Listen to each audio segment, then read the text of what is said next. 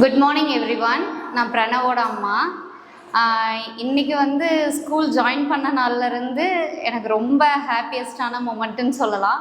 Teachers எல்லாம் பேரண்ட்ஸ்க்கு ஈக்குவலாக ரொம்ப எஃபர்ட் போட்டு எவ்வளோ நம்ம பசங்க குறும் பண்ணுறாங்கன்னு தெரியும் எல்லாரையும். ஆனால் கொஞ்சம் அட்ஜஸ்ட் பண்ணி கோவம் காமிக்காமல் ரொம்ப என்கரேஜ் பண்ணி இவ்வளோ தூரம் கொண்டு வர்றதுக்கு ரொம்ப ரொம்ப நான் தேங்க்ஃபுல் பண்ணுறேன்.